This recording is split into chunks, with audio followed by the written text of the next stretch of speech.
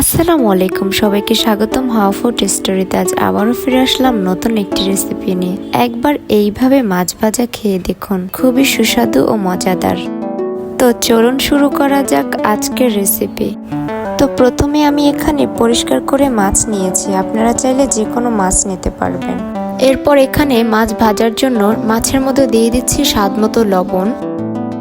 এখন দিয়ে দিচ্ছি 5 ফোড়ন মশলার গুঁড়ো। এবার দিয়ে দিচ্ছি গোলমরিচ গুঁড়ো, সাথে দিয়ে দিচ্ছি লেবুর রস।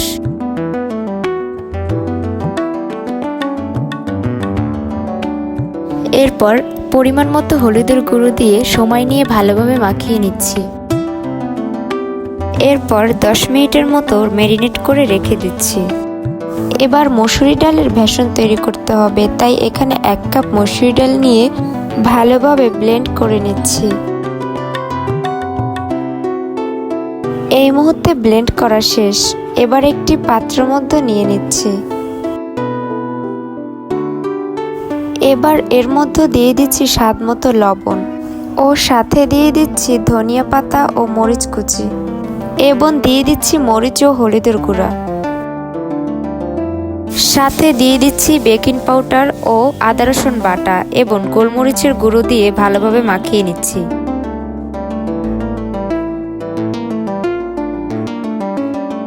অল্প অল্প পানি নিয়ে মিশিয়ে নিব।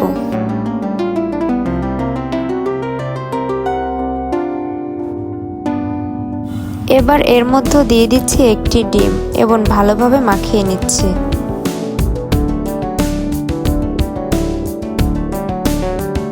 মাখানো শেষে এখন চুলায় একটি কড়াইতে তেল গরম করে নিয়েছি এবং তৈরি করা বেসনের মধ্যে মাছগুলো মাখিয়ে তেলের মধ্যে এক এক করে দিয়ে দিচ্ছি এবং ভালোভাবে ভেজে নিচ্ছি।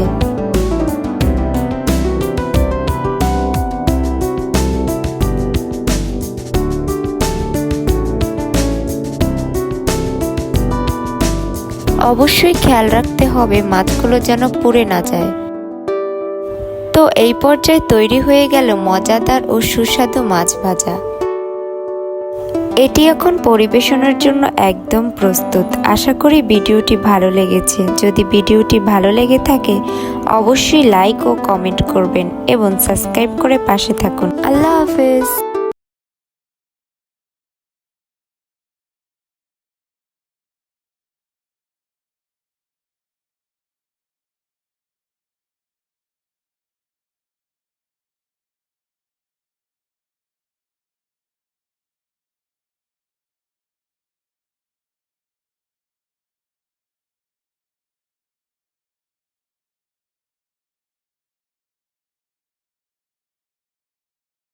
আল্লাহ হাফেজ।